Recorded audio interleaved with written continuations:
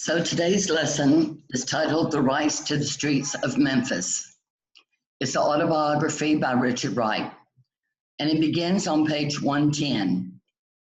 What is worth fighting for? An important part of becoming an adult is learning to stand up for yourself and maintain your convictions. Convictions are your strong beliefs. In The Rise to the Streets of Memphis, Richard Wright recalls an episode from his early childhood when he was threatened by a neighboring gang. Page 111, an autobiography is the story of a person's life written by that person. Writers of autobiographies generally use the same narrative techniques that are found in fiction. This makes the events they relate come to life for the reader. As you read The Rise to the Streets of Memphis, notice how Richard Wright employs these and other narrative techniques, describes the conflicts he faced, builds suspense as events reach a climax, and he uses realistic dialogue to reveal events and personalities. Writers of autobiographies often explain the causes and effects of important events in their lives in order to help readers understand the full significance of their experiences. For example, to describe the magnitude of his hunger, Wright explains, "The hunger I had known before this had made me beg constantly for bread, but this new hunger baffled me, scared me." As you read Wright's autobiography, jot down the cause and effect relationships that he points out. And here are 5 of your vocabulary words. Of course, you have more on your vocab list. Clamor, which is a loud noise or disruption. Flee means to whip. Stark is absolute fear. Dispirited is when you're depressed and gloomy or sad. And retaliate means to get even.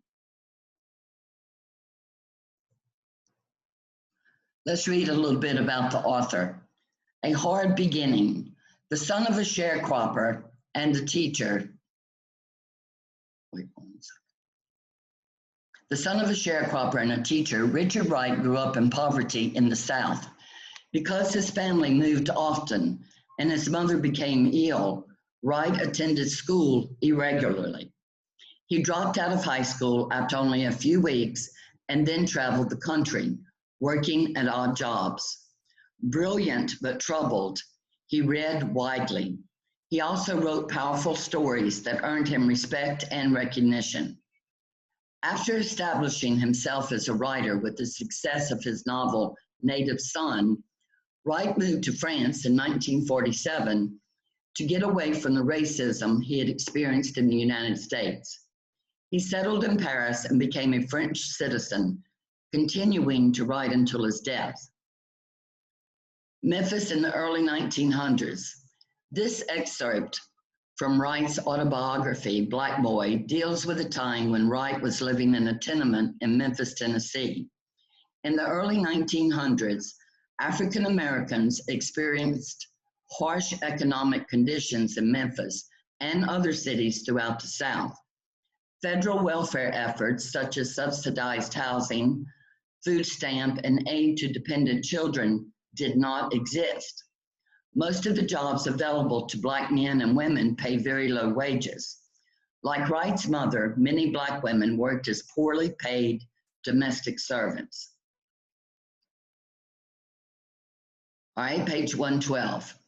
The Rise to the Streets of Memphis by Richard Wright. Hunger stole upon me so slowly that at first I was not aware what hunger really meant. Hunger had always been more or less at my elbow when I played, but now I began to wake up at night to find hunger standing at my bedside, staring at me gauntly. The hunger I had known before this had been no grim, hostile stranger. It had been a normal hunger that had made me beg constantly for bread. And when I ate a crust or two, I was satisfied. But this new hunger baffled me, scared me, made me angry and insistent. Whenever I begged for food now, my mother would pour me a cup of tea, which would still be the clamor in my stomach for a moment or two. But a little later, I would feel hunger nudging my ribs, twisting my empty guts until they ached. I would grow dizzy and my vision would dim. I became less active in my play, and for the first time in my life, I had to pause and think of what was happening to me. "Mama, I'm hungry," I complained one afternoon. "Jump up and catch a hungry," she said, trying to make me laugh and forget. "What's a hungry?" "It's what little boys eat when they get hungry," she said. "What does it taste like?" "I don't know." "Then why do you tell me to catch one?" "Because you said that you were hungry," she said, smiling. I sensed that she was teasing me, and it made me angry. "But I'm hungry. I want to eat." "You'll have to wait." "But I want to eat now." "But there's nothing to eat," she told me. "Why?" "Just because there's none," she explained. "But I want to eat," I said, beginning to cry. "You'll just have to wait," she said again. "But why?" "For God to send some food." "When is he going to send it?" "I don't know." "But I'm hungry." She was ironing, and she paused and looked at me with tears in her eyes. "Where's your father?" she asked me. I stared in bewilderment. Yes, it was true that my father had not come home to sleep for many days now, and I could make as much noise as I wanted. Though I had not known why he was absent, I had been glad that he was not there to shout his restrictions at me. But it had never occurred to me that his absence would mean that there would be no food. "I don't know," I said. "Who brings food into the house?" my mother asked me. "Papa," I said. "He always brought food." "Well, your father isn't here now," she said. "Where is he?" "I don't know," she said. "But I'm hungry," I whimpered, stomping my feet. "You'll have to wait until I get a job and buy food," she said. As the days slid past, the image of my father became associated with my pangs of hunger, and whenever I felt hunger, I thought of him with a deep biological bitterness. My mother finally went to work as a cook and left me and my brother alone in the flat each day with a loaf of bread and a pot of tea. When she returned at evening, she would be tired and dispirited and would cry a lot. Sometimes when she was in despair, she would call us to her and talk to us for hours, telling us that we now had no father, that our lives would be different from those of other children, that we must learn as soon as possible to take care of ourselves, to dress ourselves, to prepare our own food, that we must take upon ourselves the responsibility of the flat while she worked. Half frightened, we would promise solemnly. We did not understand what had happened between our father and our mother, and the most that these long talks did to us was to make us feel a vague dread. Whenever we asked why father had left, she would tell us that we were too young to know. One evening, my mother told me that thereafter I would have to do the shopping for food. She took me to the corner store to show me the way. I was proud. I felt like a grown-up. The next afternoon, I looped the basket over my arm and went down the pavement toward the store. When I reached the corner, a gang of boys grabbed me, knocked me down, snatched the basket, took the money, and sent me running home in panic. That evening, I told my mother what had happened, but she made no comment. She sat down at once, wrote another note, gave me more money, and sent me out to the grocery again. I crept down the steps and saw the same gang of boys playing down the street. I ran back into the house. "What's the matter?" my mother asked. "It's those same boys," I said. "They'll beat me." "You've got to get over that," she said. "Now go on." "I'm scared," I said. "Go on and don't pay any attention to them," she said. I went out of the door and walked briskly down the sidewalk, praying that the gang would not molest me. But when I came abreast of them, someone shouted, "There he is!" They came toward me, and I broke into a wild run toward home. They overtook me and flung me to the pavement. I yelled, pleaded, kicked, but they wrenched the money out of my hand. They yanked me to my feet, gave me a few slaps, and sent me home sobbing. My mother met me at the door.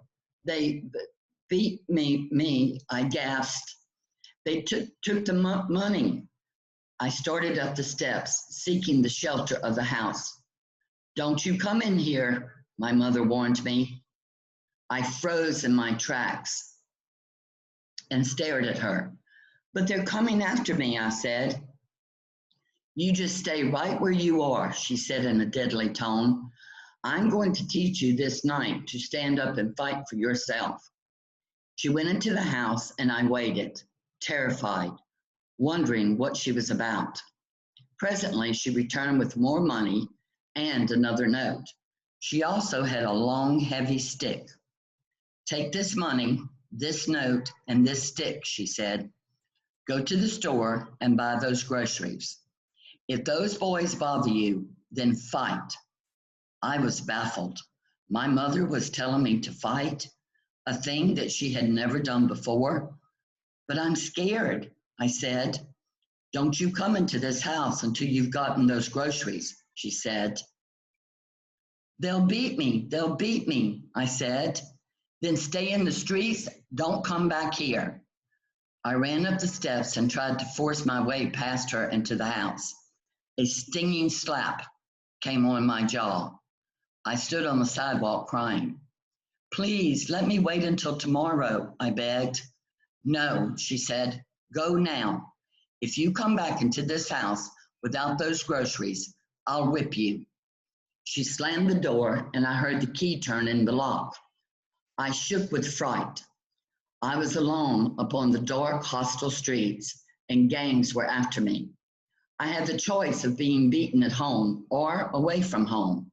I clutched the stick, crying, trying to reason. If I were beaten at home, there was absolutely nothing that I could do about it. But if I were beaten in the streets, I had a chance to fight and defend myself. I walked slowly down the sidewalk, coming closer to the gang of boys, holding the stick tightly. I was so full of fear that I could scarcely breathe. I was almost upon them now. There he is again, the cry went up.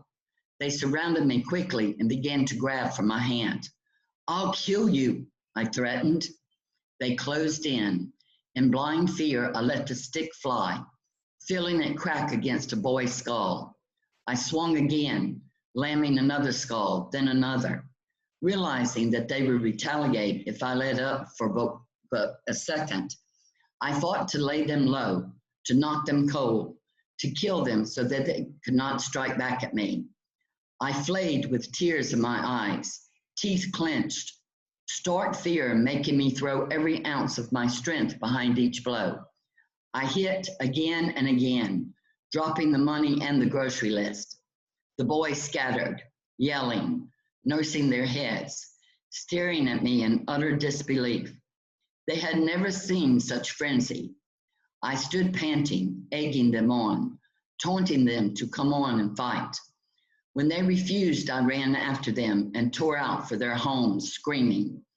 The parents of the boys rushed into the streets and threatened me, and for the first time in my life, I shouted at grown-ups, telling them that I would give them the same if they bothered me.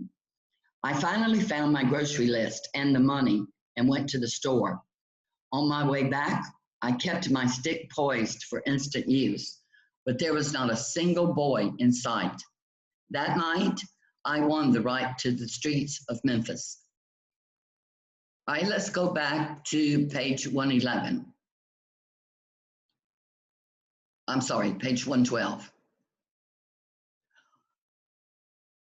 Cause and effect. What cause and effect relationship did Wright begin to recognize?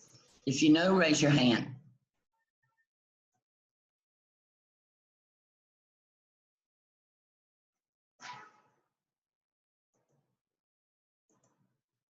Sama?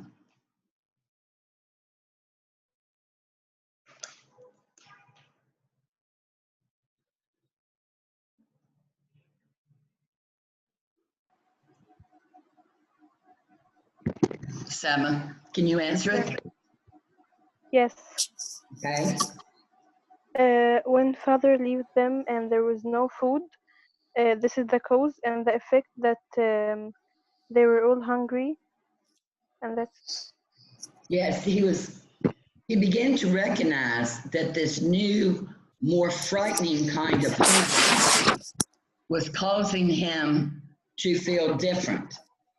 He also became less active and he couldn't really think clearly.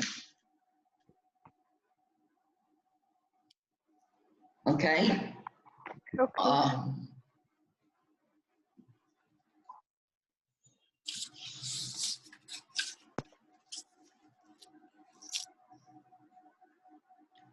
On the next page,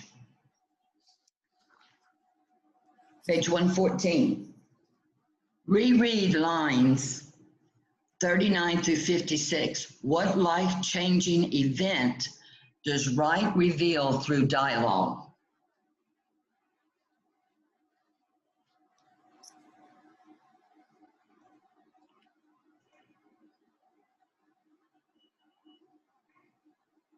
Bhumika? He asks about his father, and then his mother replies that she doesn't know, which means his father is gone. Right. The dialogue And he reveals. was the one that was responsible for all the food. Right. This dialogue reveals to us that Wright's father had abandoned the family. All right, page 115. Why do you suppose that Wright includes such specific details about this experience? Raise your hand if you think you know. Why do you suppose that Wright includes such specific details about this experience?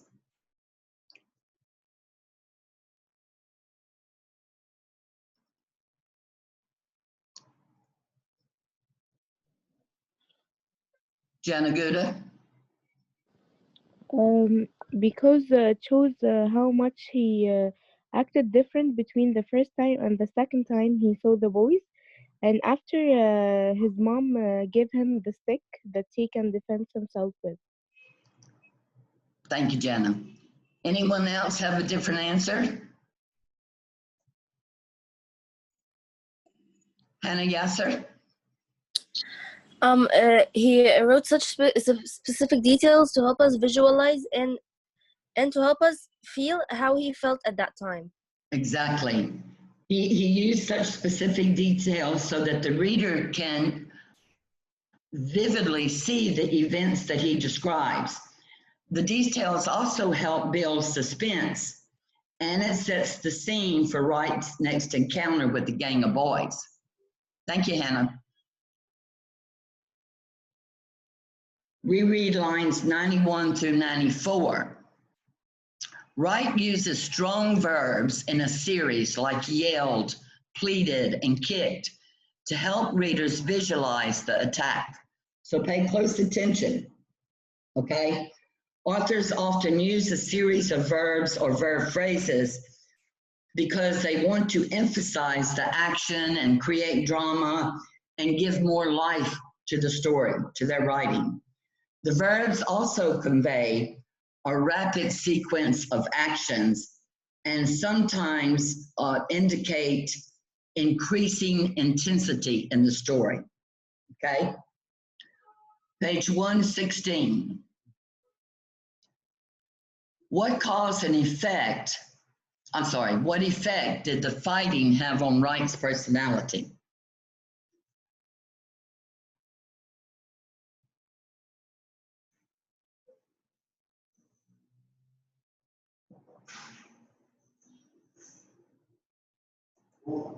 Noah, can you answer? Yes, miss. Okay. His personality grew stronger as he knew how to fight and how to stand up for himself. Yes, the fighting made him much more confident and stronger, and it gave him more self-respect by showing him that he could stand up to the bullies and defend himself. Exactly. Thank you, Bob. All right, are there any other questions?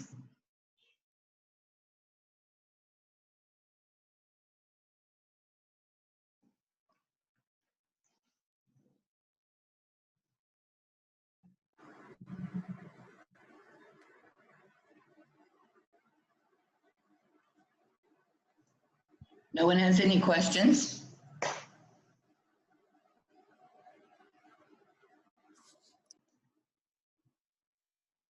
Does anyone have any questions?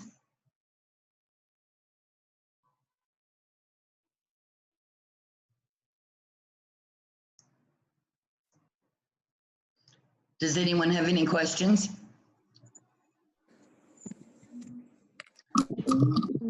Yes. No. Raise your hand, please.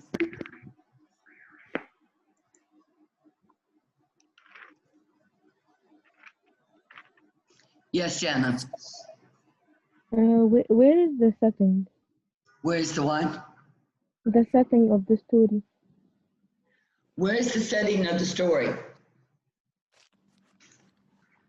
Yes. Where's Memphis at?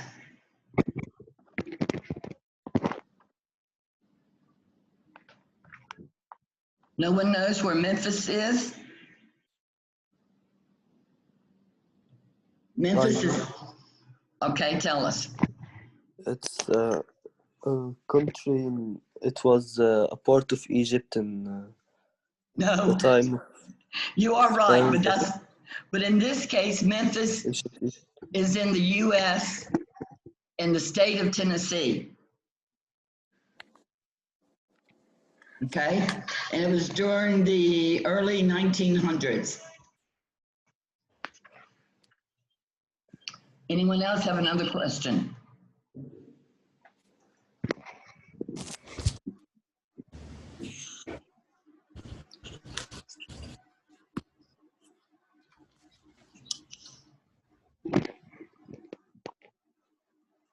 Yusuf Afila? Yusuf? This sheet will do on Saturday. I have you on the weekly plan doing each day. But I don't want you to worry too much. The only thing I would like for you to do is to have some of your sheets with you during our sessions, because some of your sheets we can answer during the session, okay?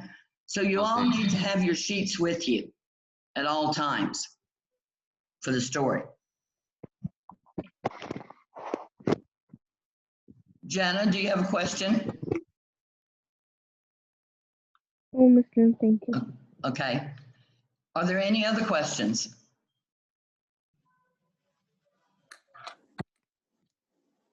Raise your hand if there are any questions.